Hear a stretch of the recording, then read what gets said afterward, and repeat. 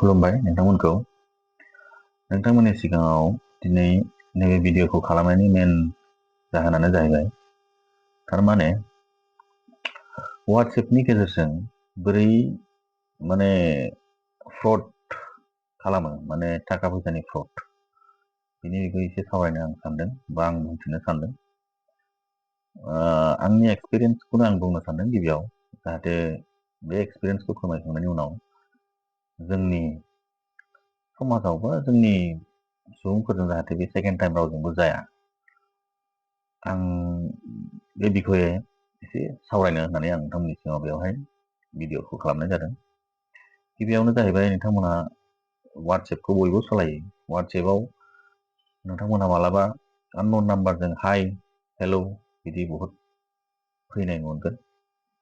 दा बेखौ ओरैबायदि अफार बिथांमोनहा होगोन, नों बेनाव जुदि रेसपन्स होफ्लांबायोबा सोरमोन बिथाङा बेफोरबायदि मोनसे नों सोंफ्लाङो नङा होमबा, बा सोरबाफोर इम्पर्टेन्ट मानसिबो जानो हागौ होननानै मे आइ नो इउ बेफोरबायदि माबा मोनसे हाय होफिननो मोना।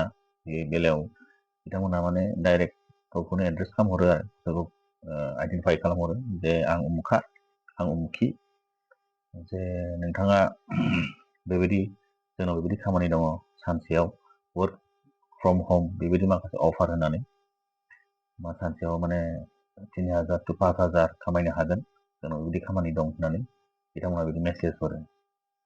थिग बिदिनो मेसेज हरनायलाय नोंनि रेसपन्स अनुजायै, नोंनि रेसपन्स मथे बिथांमोनहा माखासे माबा खालामनो होयो, जेनेबा टेलिग्राम इनस्टल खालामनो होयो, बेनिफ्राय नोंखौ नोंनि डिटेल्स लायो, एसे नाम सोङो, नाम होनाय लोगो लोगो आरो बेंक एकाउन्ट बिगोन, बिनानै नोंनो फैसाबो होगोन बिथांमोना।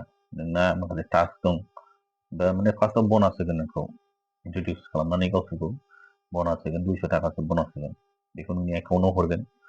हरखांनायनि उनावहाय बिसोर माखासे टास्क होगोन, दिनै बायदियाव नोंथाङा दिनै जुदि बिसोरजों सिनाखि जादोंब्ला गाबोननिफ्राय नोंनो टास्क होसिगोन बिसोरो, सानसे उनाव आरो गाबोन 9टानिफ्राय 10टानिफ्राय नोंथांनो जों टास्क होगोन, बे टास्क मथे नोंथाङा मावलांबाय था, फैसा मोनलांबाय थागोन, बेबायदि आरो। थिग बिदिनो अखानायै बिसोरो 9टासो समाव नोंखौ ग्रुपआव एड खालामसिगोन। ओरैनो टेलिग्रामनि एड थागोन, टेलिग्रामाव माखासे नोंनो आरो सोरबा रिसिपसनिस्टफोरनो हरगोन, ओमफ्राय बेयाव नों ग्रुपआव जइन जादों, जइन जाखांनानै माखासे टास्क हरसिगोन, टास्कआव माखासे नोंनो हटेलफोर हरसिगोन, लिंक हरसिगोन, बे लिंकआव नोङो रिभिउ खालामनांगौ, रिभिउ खालामनानै स्क्रिनशट खालामना हरनांगौ। लोगो लोगोनो जेनेबा स्किम थागोन, बेयाव मोनब्रैजों 25 थाखा खरि, मोनब्रैजों खालामोबा नोङो 100 थाखा मोनगोन, होगोन बिसोर फैसाखौ, होलांबाय थागोन। बिदिनो फार्स्टआव 25 थाखा खरि होगोन, सेकेन्डआव 70 थाखा खरि होगोन, थामथियाव बिदिनो 100 थाखा खरि होगोन। जेला होनांगौ फैसाया बिसोरना बारा जागोन, जेनेबा 100 थाखाबा मोनब्रैबा जेनेबा 400 थाखा।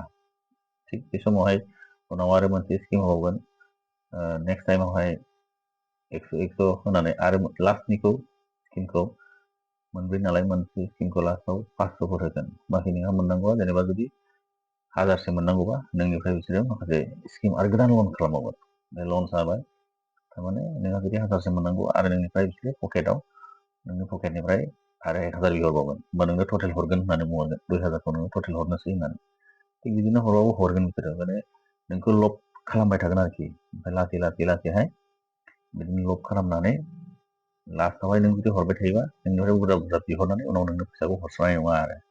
थिग बिदि खालामो थारमाने। आंनि बुंनांगौ मेन खार'ना बेनो, नोंथांमोना बिदि मोनदोंब्ला माबाफोर बिदि कानेक्सन माबाफोर जाफ्लाङोबा WhatsAppफ्राव, नोङो बिनिफ्राय जिमानखिनि मोनो लानानै दोन, ओमफ्राय सेकेन्ड टाइम नोंनिफ्राय फैसा थाइसेबो डिप'जिट दा खालाम आरोखि।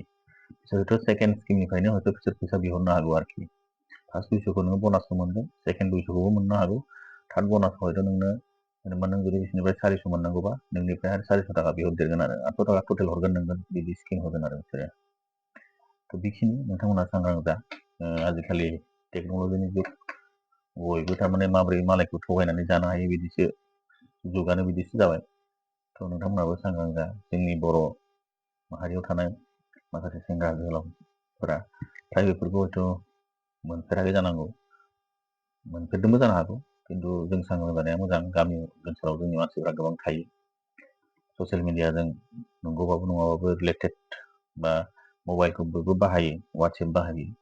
मालाबा साफा सानैया बिदिनो बिदि फासि लाबायनोबो हागौ, बा बहुतआनो बिदि फासि खोनादोंमोन। बिनि सिगां YBY फैदोंमोन, आं बेयावबो बहुद बुंनो सानदोंमोन ट्रेडिंनि बिखय, खिन्थु आं जेबो बुङासै, जिहेथु जोंनि न'खरनि मानसिफ्रानो सोरबा सानैया बेखौ इन्ट्रेस्ट लानानै खामानि मावदोंमोन आरो लोगोफोरबो बहुद दंमोन। बिसोर सानदोंमा जों जइन जायैखाय बिसोरखौ बखिगोन मागोन बिदि बुंनायखाय आं बुङाखै, खिन्थु बुंदोंमोन आं बे बुस्थुआ फेकसो।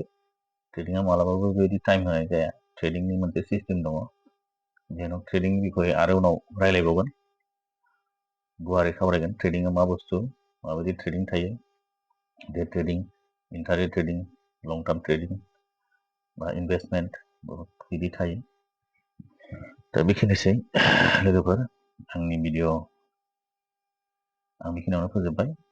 फैबाय थानाय समाव गोबांथा समाजाव बेबायदिनो माने गोदान गोदान इस्यु फैबाय थायो, ससियेल मिडिया बा मबाइल बा बिदिनो जोंखौ थगायनो बेबायदि धान्दा लानानै बहुद फैबाय थायो। दा बेफोरनि माबा मोनसे मोनोबा आं आरो ओंखारबावगोन होननानै आंनि गोजोन एसेनोसै।